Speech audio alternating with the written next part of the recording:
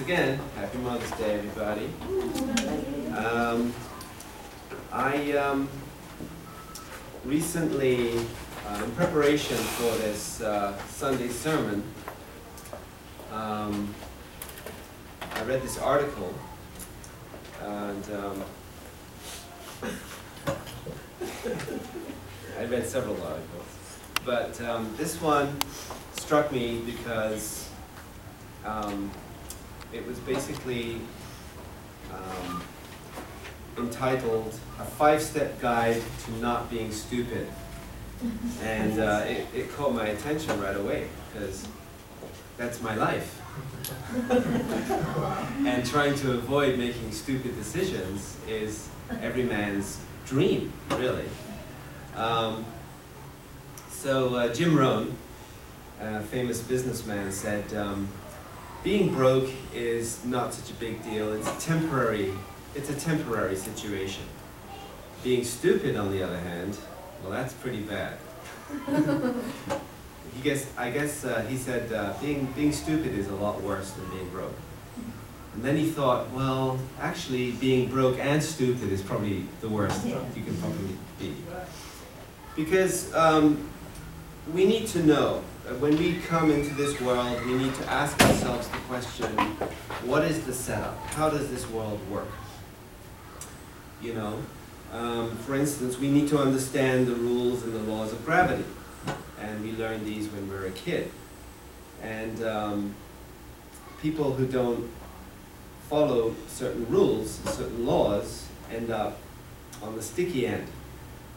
For instance, if you decided to go for your first test drive on the highway and drove up the highway the wrong way, you know, you'd end up, you know, in a pretty serious situation.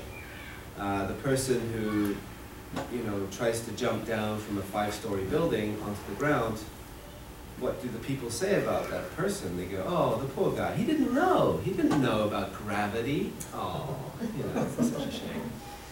So the first thing is we have to know, we have to think well, okay? We have to learn how to think well. So anyway, let me just go through quickly this basic step, and then you'll see how this ties into the Mother's Day eventually. So bear with me, okay? So intelligence does not mean that you are more rational or sensible. And the second thing I got out of this was education system is not designed to teach us to think in a way that is useful for the rest of our life. And thirdly, we all suffer from subconscious biases, which influence and affect our thinking and make us make poor decisions in some cases. So going back to this 5-step guide, the first thing is to recognize your blind spots.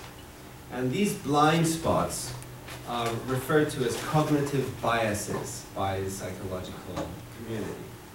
And there's different kinds of biases: decision-making and behavioral biases, biases in probability and belief, biases in social biases, and memory errors. We remember things wrong. And this all leads to poor thinking, of course. So if we go into the cognitive biases, I went into this, and actually there's about 100 different types of biases that have been analyzed by psychologists. I'm not going to read them all, but you know, you can recognize some of these. Okay, this one's called the bias blind spot, the tendency not to compensate for one's own cognitive biases. In other words, a tendency to deny flaws in your own thinking. That's a pretty fundamental bias. The confirmation bias, the tendency to search for or interpret information in a way that confirms one's preconceptions. In other words, the tendency to only pick evidence to support your viewpoint. How about framing? This is drawing different conclusions from the same information depending on how that information is presented. That there's also illusion of control, which is the tendency for human beings to believe they can control or at least influence outcomes that they clearly cannot. And there's different ones. There's going into biases in probability and belief. There's this one called anchoring, which is the tendency to rely too heavily or anchor on past reference or on one trait or piece of evidence when making decisions. In other words, the tendency to be convinced by the first piece of evidence that floats your way. The frequency illusion, the phenomenon in which people who just learn or notice something start seeing it everywhere, also known as the Baader-Meinhof phenomenon. We can all relate to this, right? For instance, if you're in the market for buying a new car, and you're starting to look at this Kia or this Hyundai or whatever it is, you know, it's like a blue Kia, and you just started to notice this blue, you know, Ford Focus or whatever it is, and then suddenly you're driving around and you just start to see blue Ford Focuses everywhere, you know.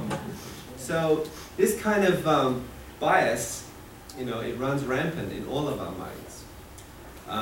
Another one on the observer expectancy effect. Let me talk about this one. When a researcher expects a given result and therefore unconsciously manipulates an experiment or misinterprets data in order to find it. Okay. Even the greatest research minds in history are guilty of this one. I think it was Einstein himself who said, if the results don't match the theory, then the results are wrong.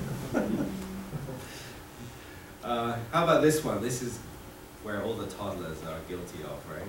But some adults too. The overconfidence effect, which is the tendency to overestimate one's own abilities. Okay? How about herd instinct? How many of us are guilty of herd instinct? A common tendency to adopt the opinions of and follow the behaviors of the majority to feel safer and to avoid conflict. Yes. Well, how about the false consensus effect? When you're arguing with somebody, this might come up. The tendency for people to overestimate the degree to which others agree with them. Everybody said that. Everybody. How many people? Well, Bob says it, you know.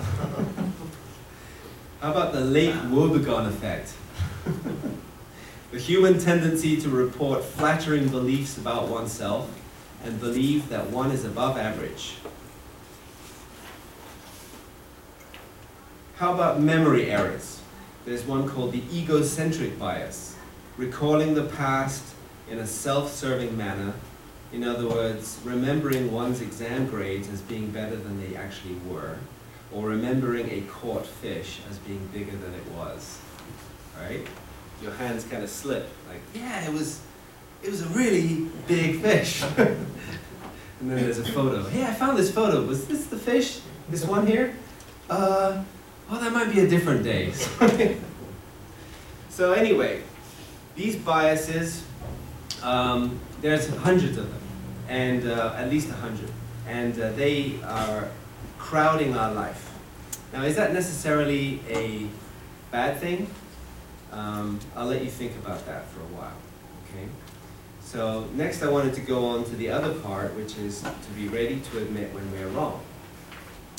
And Alexander Pope, the 19th century poet, said, "A man should never be ashamed to own he has been in the wrong," which is but saying, in other words, that he is wiser today than he was yesterday. How flexible is our mind? This is something we should ask ourselves. How easily do we deal with uncertainty? How quickly and willingly can we change our mind based on new evidence? That's a tough one. Okay. How is our ability to question the limits of our knowledge? On what assumptions are we basing our decision? How verifiable are they? What additional information should we seek out to make a more balanced viewpoint, etc.? The other thing, the third step in not making silly decisions is argue with yourself and don't pull the punches. And this ability to pick the exact opposite standpoint and start arguing against your convictions, that internal argument can puncture many of the most resilient biases. Or put yourself in someone else's shoes and imagine their viewpoint. So that's a particularly, that last one is particularly good in dealing with personal problems. Like King Solomon in the Bible, we are often much wiser when advising others than dealing with issues closer to home. I was listening to this agent the other day, this real estate agent, telling her clients that she was really good at advising her clients on what to do with their house and their yard and what paint color to use and where the furniture should go. But then she goes back to her house and she has no idea on how to change things around. And again, you know, that's the bias getting involved, and we are not able to detach ourselves from issues that are closer to home. Fourth, imagine what if. Okay, this is something we don't do enough, using our imagination. Kids are doing it all the time when they play, pretend, and whatnot. This kind of counterfactual thinking. But we don't really engage in that so much when we're adults, but we should give ourselves permission to do that. We need to be practical and creative, because flexibility is needed in most of real life. So one exercise is to reimagine key events. Teachers should ask children to write papers on questions like, what if the Germans had won the Second World War? What would the world look like then? Okay? Very well. They wouldn't be able to say German engineered. That's like a marketing tagline, right? When you see that under a car or a toothbrush or a razor blade, German engineered, you go, oh, it must be good. Engineered by a German. Doesn't really mean anything. It could just be some guy in the back, you know, who comes from Germany, who just sort of like said, yeah, looks good. German engineer. So yeah, giving ourselves permission to dream and think about the counter side. And the other, fifth step is don't underestimate the checklist. Because distraction and absent-mindedness can be the downfall of the best of us. I like this story from Benjamin Franklin's journal. And Benjamin Franklin, as you know, was a genius and a very intelligent man. And he was experimenting with something called electrical fire back in his day, which was what we call electricity. And he was experimenting with a primitive battery by using glass jars and storing electrical charges in these glass jars.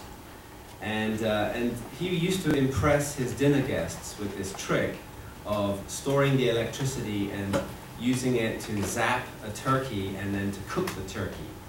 And then it became a party trick, okay? So in one of these demonstrations, he became distracted and he made an elementary mistake. He touched one of the live jars while holding a metal chain with the other hand.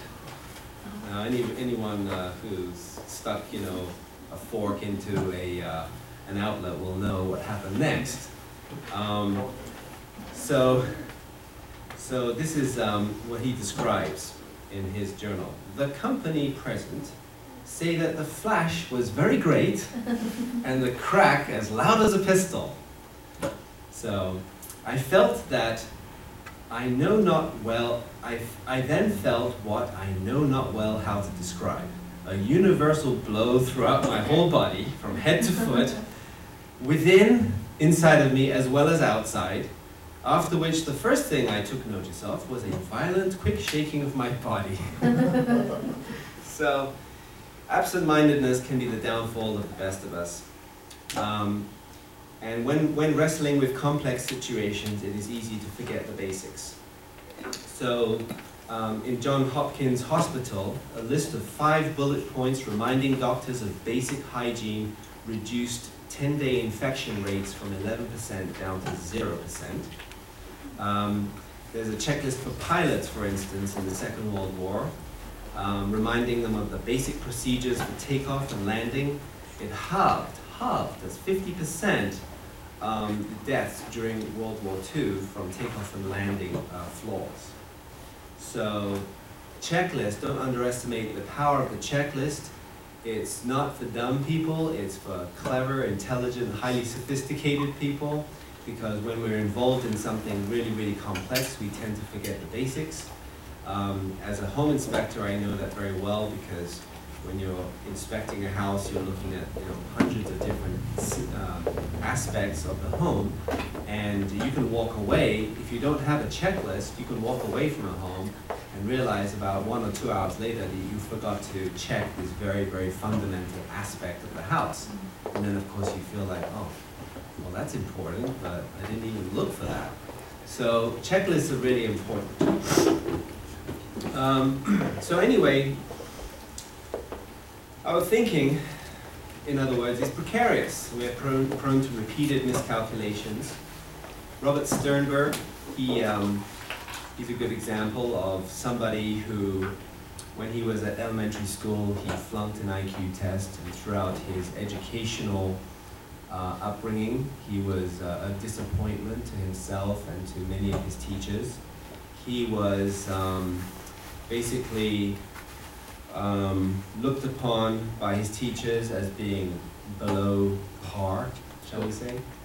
In his words, he says in his, because he was a co-editor of this article, he says, I thought I was stupid and everyone around me thought I was stupid.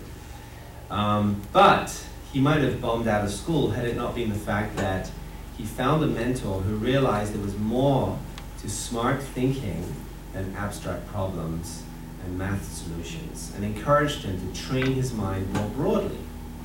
So thanks to that support, he is now a professor at Cornell University. Okay, so the thing is that intelligence is not just a score on an IQ test. It's the ability to figure out what you want in life and finding ways to achieve that, even if that involves some painful self-awareness of your own follies.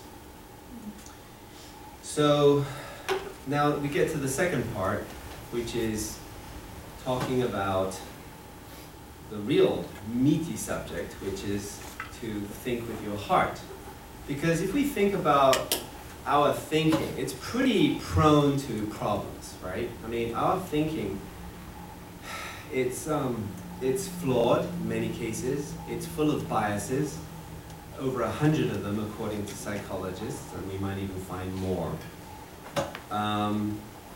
So don't rely too much on your thinking, because the thinking part of our being is really serving a certain purpose.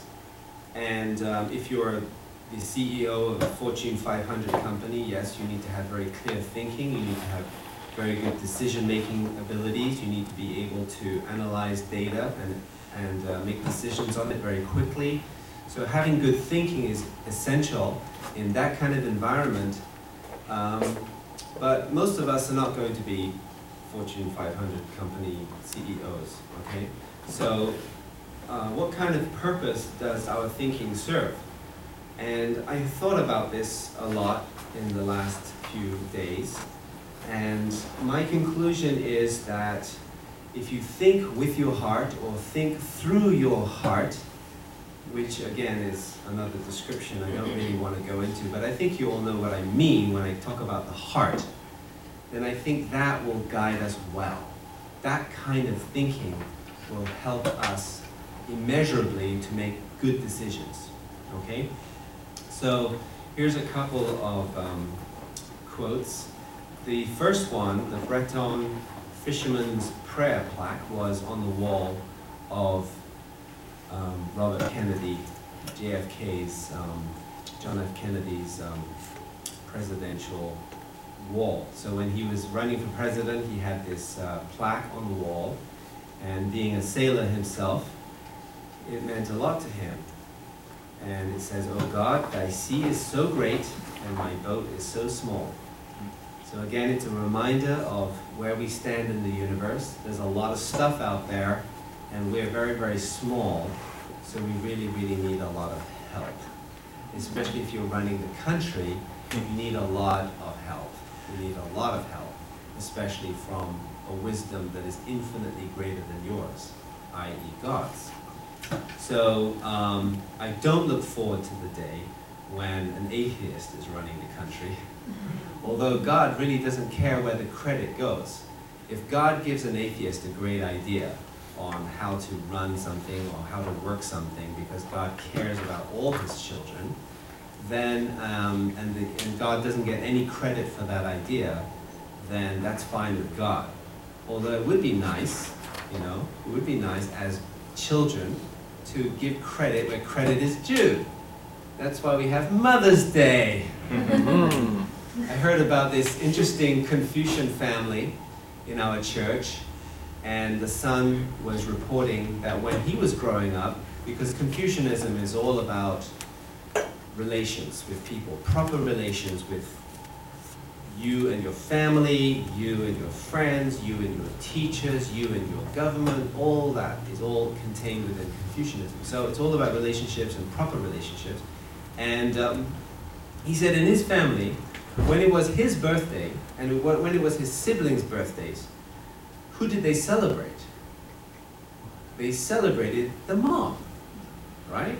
And you think, well, that's kind of sad, right? It's really sad. But you know, think about it. On your birthday, on your actual birthday, what did you do? You just showed up. That's it. Your mom did all the work. Your mom carried you inside of her for 9 months. You just showed up. Oh yeah, we really showed you. I don't really remember much, but yeah, thanks. So, thinking about our place in the world, this is so important. Godly thinking is the commander of the emotions. So, the question I'm asking in this process of getting to the point, sorry, please bear with me, is what's wrong with biases anyway? Okay, what's wrong with biases? I mean, if they have the right heart behind them, then bias is a good thing. You've heard the expression, you know, he has a face that was made for radio. There's another one, he has a face only a mother could love, right? So if you're born and you're a particularly not attractive person to most people, you will always be attractive to your mom. You know, your mom will always love you. Yeah. Okay, and that's a wonderful thing. That's Amen. a wonderful bias. Think about it. If your mom wasn't biased, where would you be? Okay? That's right. You're born in this helpless little thing, okay? And you turn into something really great, really wonderful, really magnificent.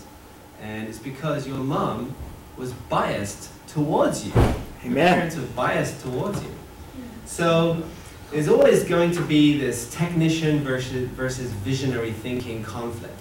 In the real world, I just went through all the biases and how if you're the CEO of a company, you have to be very careful about your thinking and your bottom line, and accuracy is key to making good decisions. For most of us, accuracy doesn't have to be that important, you know. If you love someone or if you love something, if you see the value in it, then loving it with an unacceptable bias in any other environment is fine, okay? So thinking through your heart, I just wanted to go through some animal pictures of animals that are showing, mother animals, which are showing an unacceptable bias in favoring the safety of their young over their own safety, okay? So here's one picture, and here's another one of, I don't know if you can read that, but it says, the dog saves all her puppies from a house fire and puts them to safety in one of the fire trucks. And then you see her carrying them one by one and then finally curling up with them inside the fire truck, probably next to a burning building. The other one over there is the ape, you know, holding on to the child. Here's another one, which we've probably seen in nature videos several times, where some aggressive male bear is hungry, doesn't want to go out and hunt, and decides, you know what, I feel like cub for dinner. The mother bear has other ideas, and you don't want to mess with her when she's in cub protection mode. Neither do you want to mess with an angry elephant. The hyenas had, hey, feel a little bit of elephant for dinner. No, sorry, try to get past me first. And with, here's lions. Here's one lion, especially risking its life to go down this ravine to bring up a baby lion that fell down. And just some other animals, you know, here's one with a spiky haircut, you know. And the baboon carrying its young child. And then here's a cute one to finish off on. I'm sure it would be grabbing it by the scruff of its neck if it didn't find that basket. Either way, it was going to help. So mothers, they go out of their way. Even in the animal kingdom, they're programmed to help. I mean, think about your situation. You're with your wife and you hear a baby crying. And as a man, I can tell you what my thoughts are. Don't do it! Stop doing it! Can't you just be quiet? But what's the mother thinking? Oh, let's help the baby. Find out what's wrong with it. Maybe it's hungry, maybe it needs to be changed. It's a very different perspective on the world. And children really need both in order to get kind of a, I don't know, not going to go into that. But anyway, so loving and annoying. This is the next chapter of this part. So loving and annoying. All that I am or hope to be, I owe to my mother, Abraham Lincoln. God could not be everywhere, and therefore he made mothers. And then the annoying part, when your mother asks, do you want a piece of advice? It's a mere formality. It doesn't matter if you answer yes or no, you're going to get it anyway. So mothers are great, they're loving, and they are annoying. And here's an example of biased thinking, okay?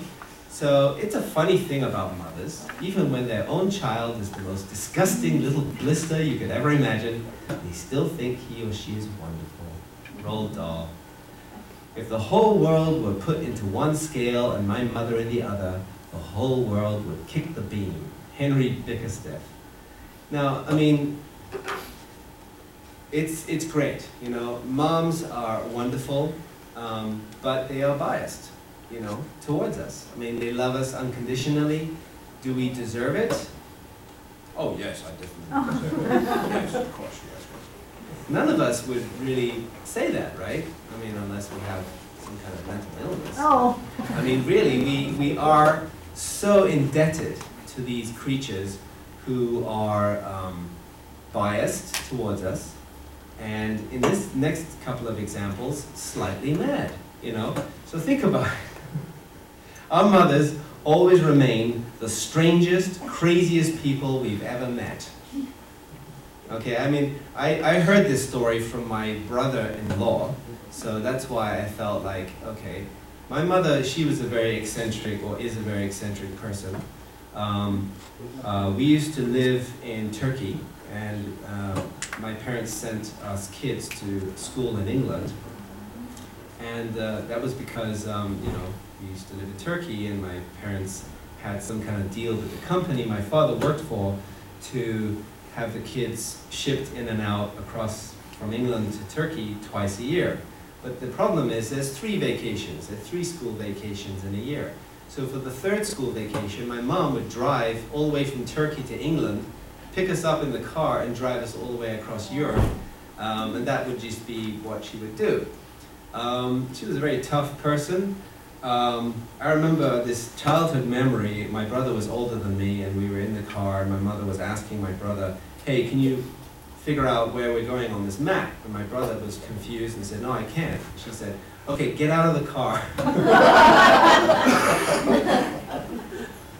And he got out of the car, and then she closed the door, and it drove off. And I just have this vision of my brother. I think he was like 10, maybe 12, and just standing there on the side of the road in Turkey, doing this, and then we're just driving off over the hill. I think after about 20 minutes, she turned around and went back to pick him up. So the thing is that, you know, in today's world, she probably might get arrested, and we might have been spending our life with different families. But, you know, she was very tough, very embracing at the same time, but very, very tough, you know. And I remember hearing this story from my brother-in-law that she broke her toe once while she was out in the yard. And she thought nothing of it. But then after a week, she noticed that the toe wasn't set properly. So it was healing, but it was not healing, the bones weren't healing in the proper way. So what she did is, I mean, this is in a country with so-called free healthcare, you know. I mean, you pay 50% in taxes, but you get healthcare. Anyway, she decided, you know what, I'm just going to break the toe again and reset it the way I think. Even though I have no medical knowledge of what's going on inside that skin, I just sense, in a motherly kind of way, where the bones should go. And so she went ahead and broke her toe again and reset it the correct way. That's my mom. To this day, the craziest, strangest person I've ever met. And then the other quote, all women become like their mothers. That is their tragedy. But no man does, and that is their tragedy. And again, another aspect of mothers is that they are constant. Whatever else is unsure in this world, a mother's love is not. That's James Joyce. There is nothing as sincere as a mother's kiss, and the best place to cry is on a mother's arms.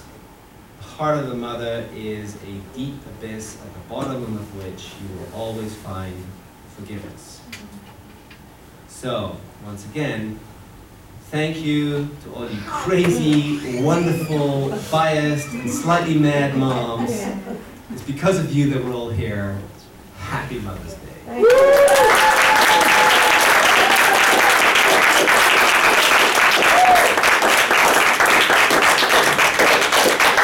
think at this point we would like to connect with people around us and talk about our moms, their triumphs, their tragedies, and before we do that, please join me in prayer.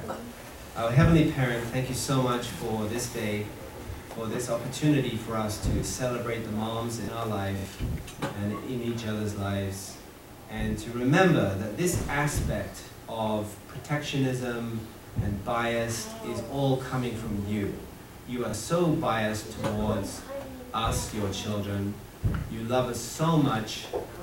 This is beyond what we can comprehend, beyond what we can ever feel we deserve. And yet, there it is. There is the aspect of God's love shown in full view to us through our mothers. And it is their love and their protection and their concern and their prayers and their tears that have helped to shape us in more ways than we can ever wonder at. So we thank you for our moms in our life, and we thank you for bringing us into this world, and we thank you for your love. And we know that our moms are not perfect. We know that they're not completely sane. We know that they are always have the best intention at heart, and it is at this moment that we want to celebrate them on this day, and we want to thank you for your motherly heart towards us as well. We offer this prayer through Christ our Lord. Amen and Amen.